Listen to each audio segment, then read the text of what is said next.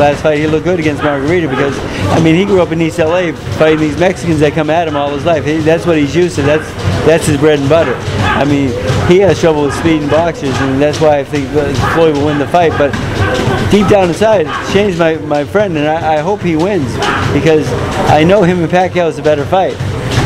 I know the fans want to see Mayweather-Pacquiao, but the thing is, let's face it, the real fight out there is Shane and Pacquiao. Oh, yeah. Because you have two guys that want to fight now. They're gonna go. Yeah, they're gonna go at it. In negotiations, it's so much easier. But the thing is, you know, Mayweather's going to happen, and then maybe Shane after that. But we'll see. Did you see? We just came back from Las Vegas, Hopkins-Jones fight. Last time I asked you, what do you think? You said, who cares? Who cares? I was there. I had McEwen on the undercard. Yeah, that's right. MMA will take over our sport if they put shows like that on again. No good? It's the worst boxing event I've ever seen. Really? Yes. Do you think, I mean, as far as if you separate Jones and Hopkins, Jones is probably done. What do you think about Hopkins? Also attempt to take him up? Yeah, you know, I like Bernard. He's a friend of mine too. But like the theatrics of the low blow was on the belt. The behind the punch, it wasn't that hard. And, you know, he took advantage of the rest, of course. And you know, on the undercard, of course, you got Rocky Warriors fighting against the kid from Minnesota there. The kid quit on the stool. He got cut under the eye, but he told the doctor, "I can't see." If you know that as a fighter, if you tell the doctor, "I can't see," you're quitting. That shouldn't have went to the scorecards. That should have been a technical knockout for Rocky, I believe, because the kid quit. Because the cut wasn't bad enough to stop the fight. Yeah, I actually was looking at my picture. But you watch, if you watch the replay on that, the doctor says, how do you feel? He says, "I can't see." I can't believe the commentary missed that because it was a bad decision. Yeah, at the post-fight press conference when Rocky spoke, first thing he says, you know, "I'm sorry, ladies and gentlemen, but that decision was bullshit." And I guess I think he was losing up to that point, though. But I don't think it should have been so. Well, they should have told the kid, "You can quit or you can go on," because the cut wasn't bad enough to be stopped. But when you tell a doctor, "I can't see," he has no choice but to stop the fight. But do you think it should have been a technical win for Rocky? Yeah, I mean, I wish I was doing the commentary that night because I would have asked Litzau right there, "Didn't you tell the referee you can't, the doctor you can't see?" You know, he says, "I was just warming up. I got 10 more rounds in me." That's a lie. He quit. Yeah, he was getting tired. He's getting tired and getting hit, and he quit on the stool. Why aren't you a commentator? I mean, you'd be great. Is that something you just don't want to do? I'm sure they would be happy to have you. We're playing with it a little bit. We'll see what happens. Really? You might see me.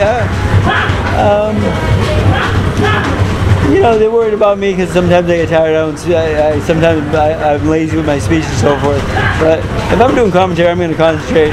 I think I can do it. We'll see. Yeah, I think I'll tell the truth. Yeah, there you go. I will. I mean, and that's what people want to see. You kind of like remember Larry Merchant sometimes used to say things that really were, and fighters would get, you know, like Bernard Hopkins got mad at him a couple times. That'd be you. But you know, the thing is, you got to be honest with yourself. I mean, the thing is, I mean, because like that fight. I mean, it was like, you know, Roy's pretty shot. So Bernard might have a little fight left in him, but I mean, he's been quoted as saying he'll never get hurt in there because he won't let himself get hurt. He knows that. But then he has the balls to call out David Haye after the fight. Now, Bernard, I know you're a tough guy, but that's too big. That's a little bit too big a bite. Too big a bite. So yeah, David Haye won, beat Ruiz, which was expected. Okay, yeah. What are your thoughts on the Klitschko brothers? You know, I trained Vladimir and I trained Vitaly for one title fight, and you know, I had Vladimir for 5 fights. He won all 5 of them. Then Emmanuel Stewart told him that he trains taller fighters better than I do because he had Lennox Lewis, and I lost my job. But I like Vladimir a lot. I think he's a very talented guy. Can David Haye beat Vladimir? if he jumps on him early and goes for it, he has a chance. But if he tries to box him, he'll get knocked out. So he has a small window of opportunity there. Because one thing about Vladimir, he's a great fighter and a great athlete, but he's a little weak-minded. He's not the most confident person in the world. And if you jump on him right away, that's your best chance to beat him. They're trying to have Povetkin fight him next. Right. I mean, that's kind of the same thing, right? What do you think? Overall, I think Vladimir's just too big and too good a boxer for Povetkin. But Povetkin's not a huge puncher and stuff. But David Haye can punch, so he's very strong. And I like when David Haye's aggressive, because that's what we need in heavyweight boxing right now, is somebody to take charge. We don't have that yet. Freddie, as far as Manny Pacquiao goes, you know, and you know, Marquez, you think a third fight is possible sometime down the road? I mean, everybody kind of. If Floyd doesn't come to the table, that I have three people in mind: Valero, Marquez, Margarita. I'll fight any one of those guys. We'll go to Texas Stadium with any one of those guys and sell the place out. Oh, Texas Stadium. How'd you like that, by the way? Great. The venue's great. I mean, but we can sell 100,000. If you put a Latin fighter into that equation instead of an African fighter, you're going to draw 100,000 people, not 50,000. Yeah, I mean, there's two countries behind. Yeah, right. So the thing is I'd like to see that fight one more time, because I wasn't really satisfied with the way Manny fought. And I think, I thought we won the first one. There was a mistake in the scorecard made by one of the judges, but he scored a 10-7 round instead of a 10-6, which he didn't know the rule at the time, and I protested that, but it went nowhere. But Marquez, I'm a little worried about him, because, you know, some people have your number, you know, so I'm a little worried about him. But the thing is, that's good for me, though, because now I like the challenge. You got more tapes to watch. More tapes to watch, and I love when I beat Nacho.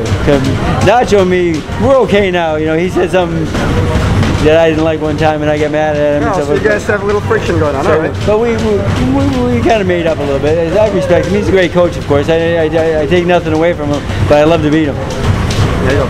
Do you think? What do you think is going to happen to Pacquiao if he wins his political? You know, his political agenda, and what do you think is going to happen to him as a fighter? The only difference is you're going to be introduced as Congressman Manny Pacquiao. Believe me, there's nothing else. You don't think it's going to affect him? No, I mean, you know, the country closes down when he fights. You don't think they're going to give me? They're going to give me 8 weeks to get him ready. Believe me, they're going to give him a pass. Yeah, so no change. Just the name, the title.